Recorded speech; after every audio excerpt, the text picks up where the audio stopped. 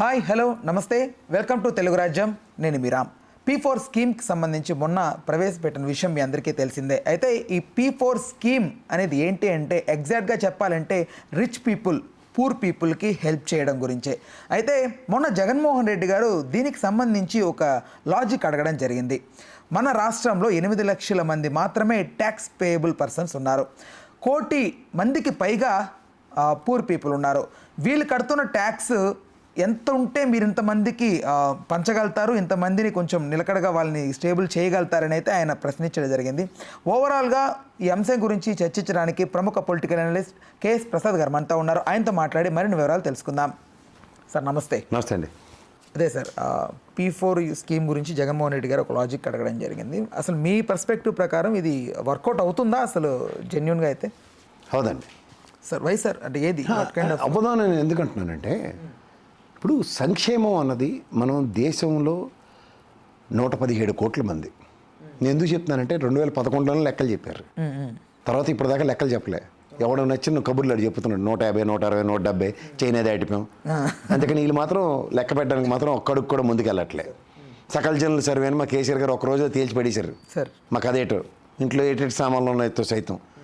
ఇవాళ ఆధార్ కార్డు వాడు ప్రైవేట్ వాడు పెడితే ఆడ అంతా మన రక్త మాంసాలు పిండేసి మొత్తం డేటా అంతా ఆడ దగ్గర లాక్కుని కూర్చొని ఉన్నాడు. అయినా సరే జనాభా లెక్కలు పెట్టరు. నేను ఇది ఒకటి అనుకుంటే, దేశ ప్రధాని 80 కోట్ల ప్రజలకి నేను రేషన్ ఇచ్చాను అని చెప్పాడు ఆయన గర్వంగా. అంటే 117 కోట్లు 80 కోట్లు అంటే మిగిలిన ఎంతమంది అండి ఉంటారు? ఒక 37 కోట్ల మంది మామూలుగా ఉన్నవాళ్ళు. ఏది 2 పూటలు తినగలిగే వాళ్ళు, వాళ్ళ డబ్బులతో వాళ్ళు సంపాదించుకున్న దాంతో. మిగిలిన ఎంత పర్సంటేజ్ కింద చూడాలి? అలా నీతి ఆయోగ్ మాకు లెక్క చెప్పింది 1,67,00,000 కుటుంబాలు ఉన్నాయి. ఎంతమంది అండి? 1,67,00,000. సో దగ్గర 1,41,47 మధ్యలో అందరికీ వైట్ రేషన్ కార్డులు ఉన్నాయి. అంటే దగ్గర 80 to 90% కదా. 90% దగ్గర బిలో పావర్టీలో ఉన్న ఏపీ స్టేట్లో. పోనీ దీనికి ఇంకొక అడ్జెక్టివ్ చెప్తా. రాష్ట్రం ఎడగొట్టారు. 7 జిల్లాలు వెనకబడిన జిల్లాలను డిక్లేర్ చేసి 13 జిల్లాల కింద ఎడగొట్టిన రాష్ట్రంలో 7 5 35 350 కోట్లు ఒక సంవత్సరం ఇచ్చి 2వ సంవత్సరం లటక్కని ఎత్తుకుని పోయారు వెనక్కి. ఏవో కథలు చెప్పి. అంటే మా రాష్ట్రం వెనకబడి ఉన్నది. 7 జిల్లాల్లో 13 జిల్లాల్లో 7 వెనకబోయి ఉన్నాయి అనేది కొట్టొచ్చినట్టు కనబడుతుంటే, ఈ లెక్కన దేశం లెక్క ఇందాక చెప్పింది చూడండి. అలా 37 కోట్లలో మన రాష్ట్రంలో ట్యాక్స్ పేయర్స్, ఉదాహరణకి 5-6 కోట్ల మంది ఉన్న ప్రజలందరూ కూడా ప్రత్యక్ష పరోక్ష పన్నులు కడుతున్న వాళ్ళే. అంటే ఏ పప్పు కొన్నా ఏ సామాను కొన్నా అన్నిటికీ పరోక్ష పన్ను కడతావు. కానీ ప్రత్యక్ష పన్నులు కట్టే వాళ్ళు ఎంత? 8,40,000 మంది ఉన్నారు ఆంధ్రప్రదేశ్ రాష్ట్రం నుంచి ట్యాక్స్ పేయర్స్. అందులో నిల్ రిటర్న్ బ్యాచ్ ఎంత? 30-40% ఉంటారు. మిగిలిన వాళ్ళే కదా ఎంఫసైజ్ మోర్ ఎక్విప్డ్ ఉన్న వాళ్ళు ఉంటారు.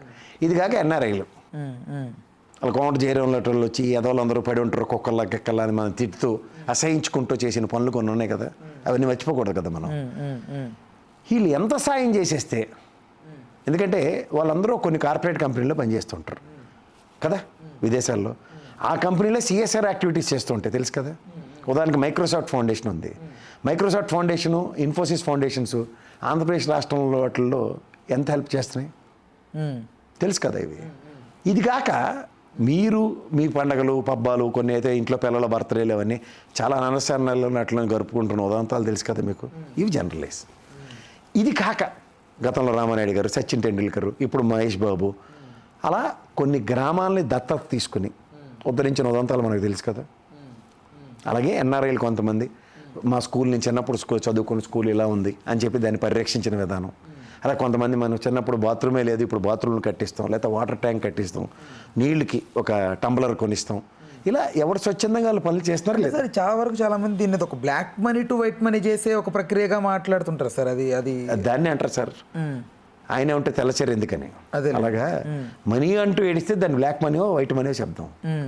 అట్లని పుట్టపర్తి సాయిబాబా గారు ఇలాంటివన్నీ చాలా ఉంటాయి. వాటి మీద చాలా మాటలు చాలా రకాలుగా మాడేవారు కూడా. 60-40 70-30 అని. అలా ట్రస్టులు చాలా ఉన్నాయి. ఇవి కాక నేను చెప్తున్నవి ఏంటంటే, ఈరోజు ఇవాళ ఉన్న సర్కమ్స్టాన్సెస్లో మీరు ఎవరిని ఐడెంటిఫై చేసి ఎవరికి ఇస్తున్నారు? ఊరు మొత్తం మీదే 20 లక్షల మందిని ఐడెంటిఫై చేస్తూ ఉంటున్నారు. 90% పీపుల్లో 20 lakhs అంటే ఎంత చెప్పండి? 1,47,00,000 కుటుంబాలు అనుకుంటే కుటుంబానికి 4 వేద్దాం అగ్రిగేట్న ఎంతమంది సార్? ఇంటూ 4 అంటే 6 దగ్గర దగ్గర 5 కోట్ల మంది కదా, 5-6 కోట్లు. జనాభా లెక్కెడితే 6 కోట్లు, నీతి ఆయోగ్ లెక్క ప్రకారం 5 కోట్ల మందికి నువ్వు 20 లక్షలు అంటే ఎవడు ముక్కులో పెట్టడానికి? చెప్పండి. నేను ఒక చిన్నదే చెప్తాను, నా అనుభవమే చెప్తాను. సార్ నేను క్లాస్ లీడర్ కింద ఉండేవాడిని, నేను చదువుకుంటున్న స్కూల్లో. మాకు యూనిఫామ్ సడన్గా పెట్టినప్పుడు మాలో ఒకడు చాలా ఇబ్బంది పడుతున్నాడు. నేను చాలా ఇంటర్వ్యూలో చెప్తాను ఎగ్జాంపుల్. సార్ ఇబ్బంది పడుతుంటే మేమే అనుకున్నామంటే అరే అందరం డబ్బులు వేసుకుని ఆడికి యూనిఫామ్ కొనిద్దారా అని. మేము యూనిఫామ్ కొనిచ్చాం. ఇచ్చిన దగ్గర నుంచి వాళ్ళు ఒక తెలియని హ్యూమిలియేషన్ స్టార్ట్ అయింది. అంటే నన్ను వేరేగా చూస్తున్నారని. స్పాన్ ఆఫ్ నో టైం నేను మా ఫ్రెండ్స్ రియలైజ్ అయ్యి క్లాస్ స్టార్ట్ అవ్వకముందు మాస్టర్ గారిని రిక్వెస్ట్ చేసి నేను అందరూ స్టేజ్ మీదకి వెళ్ళి వాడికి క్షమాపణలు చెప్పాం. తప్పు జరిగిందిరా మాతో, నిన్ను ఇలా చేద్దామని మా ఉద్దేశం కాదురా, కానీ ఇక మీదట మేము చాలా జాగ్రత్త పడతాం, నీ విషయంలో మాకు భేదాభిప్రాయాలు లేవురా అని మేము క్షమించమన్నాం. నేను దీన్ని ఎందుకు ఎగ్జాంపుల్ చెప్తున్నానంటే సంక్షేమం ప్రభుత్వ నిర్ణయంగా 10 మందికి అందుతుంది. లేదా రేషన్ షాప్కి వెళ్ళి రేషన్ తెచ్చుకుంటున్నారు, వైట్ రేషన్ కార్డు, ఎవరికి అప్రహెన్షన్స్ ఉండవు. కానీ ఊర్లో సడన్గా ఒకడేమో సూపర్ స్టార్ అలాగా ఊర్లోకి వచ్చి వీడిని నేను దత్తత తీసుకుంటున్నాను, వీడికి డబ్బులు లేవంటే వీడికి ఫీజు కడతాను, వీడికి అన్నం పెడతాను, వీడికి కాలేజీలో చదివిస్తాను అన్నది ఎంతవరకు యాప్ట్గా ఉంటుందో సార్ ఆలోచించండి. సార్ ఇప్పుడు ర్యాండమ్గా ఒక నియోజకవర్గంలో కొన్ని గ్రామాలు ఉంటాయి. గ్రామంకి 2-3 తప్పున ఐడెంటిఫై అవుతారు కదా, 20,000 అంటే 20 లక్షలు అంటే, అవునా కదా? Why these people are been isolated? Ongoing programmes are there కదా. ఇప్పుడు మనకి ప్రజా సంక్షేమం, ఇప్పుడు ఉదాహరణకి 2 రూపాయల కిలో బియ్యం ఇస్తానని తెలుగుదేశం స్లోగనే తీసుకుందాం. ఆ రోజు ఏమి కొత్త వింగని తీసుకొచ్చి ఇచ్చేయలే కదా.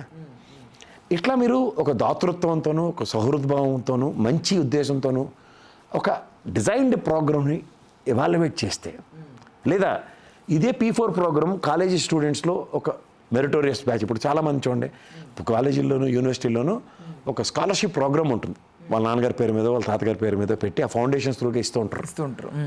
అట్లాంటివి మీరు కాలేజ్ లెవెల్లో చేయండి, you will be highlighted. Meritorious student, below పవర్టీలో ఉన్నవాడికి government will give this particular చారిటీతో మేము ఎన్హాన్స్ అయ్యి will give the short out list. ఇట్లాంటివి ఇన్నోవేషన్స్ అంటారు. ఇవి పబ్లిక్ అందుకే చూడండి ప్రజల యాక్సెప్టెన్స్ లేదే. చంద్రబాబు నాయుడు గారు లాంటి ముఖ్యమంత్రి స్థాయి కలిగిన మీటింగ్లోనే జనాలు తిరిగి వెళ్ళిపోయారు. ఆయనే చెప్పుకున్నాడు, వెళ్ళిపోయారు మీటింగ్కి, వీళ్ళు ఉండలేరు, అందుకే వెళ్తావు బాధ అన్నట్టుగా మాట్లాడిన ఆయన బాధను ఎక్స్ప్రెస్ చేశాడు, దాని గ్రీఫ్ అన్న పీపుల్. ఎప్పుడైనా పీపుల్ ఎక్స్పెక్టేషన్స్ డెలివరబుల్స్ మీద ఉంటాయి. మీరు ఇవాళ నాకు ఇంటికి తీసుకెళ్ళి అన్నం పెడతారన్న ఎక్స్పెక్టేషన్తో మీ ఇంటికి వచ్చినప్పుడు మంచినీళ్ళు ఇచ్చి ఇంటికి పోమన్నారు అనుకోండి, రెండోసారి మీ ఇంటికి రావడానికి నేను ఆలోచిస్తాను, మూడోసారి అయితే అసలు రాను. ఎగ్జాంపుల్ చెప్తున్నా. అట్లా ఈ 4,000 రూపాయలు పెన్షన్ ఇస్తానన్న దగ్గర ప్రభుత్వం మీద ఎక్స్పెక్టేషన్స్ పెరిగి మీకు కూటమి ఇచ్చారు. బికాస్ ఎగ్జిస్టింగ్ దానికన్నా ఇంకా మీరు వైవిధ్యభరితంగా చేస్తారు.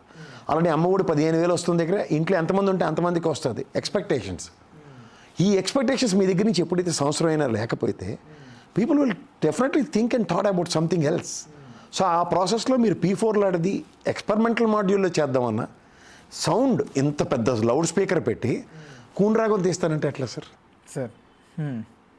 మైకేల్ జాక్సన్ కాన్సర్ట్ అని చెప్పి అన్నమాచారి కీర్తనలు పాటిస్తే ఎలా ఉంటుందో ఇక్కడ కూడా అలాగే ఉంటుంది. ఇది ఎలా ఉందంటే P4 concept is nothing but ఆనాపేలంట సినిమా చూసారా మీరు? కోట శ్రీనివాసరావు గారికి కంచంలో అన్నం పెట్టుకుని కోడిని అలగట్టి తింటూ ఉంటాడు, కోడి కూరని భ్రమించని. అలా మేము సంక్షేమం చేస్తామని P4 పథకం ద్వారా ఎవరికి ఇస్తామో తెలియదు లాటరీ పద్ధతిలో అన్నట్టు 20 లక్షలు కలెక్టర్ గారును గ్రామ సభలో పెట్టి అందులో ఐడెంటిఫై అవుతారన్న దాకా వీళ్ళు ఏమైనా కొత్తగా శ్రీదేవిలో రోలా? ఇప్పుడు గతంలో వాలంటరీ వ్యవస్థ తీసుకొచ్చినప్పుడు కూడా అనేక రకాలుగా విమర్శలు తెచ్చారు. బట్ జగన్మోహన్ రెడ్డి గారు చేసిన ఈ పనులన్నింటిలో కూడా వన్ ఆఫ్ ది బెస్ట్ అంటే ఫస్ట్ వాలంటరీ చెప్తారు. ఇప్పుడు మీకు మాట చెప్పనా, ఒక ట్రాన్స్పరెంట్ గవర్నెన్స్ కోసం ప్రభుత్వం తీసుకున్న ఒక నిర్ణయం, స్వచ్ఛందంగా సేవ ఎవరు చేస్తారు? రెడ్ క్రాస్కి అయితే బ్లడ్ డొనేషన్ ఉంటుంది, ఇక్కడ ఉన్న నలుగురిలో ఎంతమంది ఇస్తారు?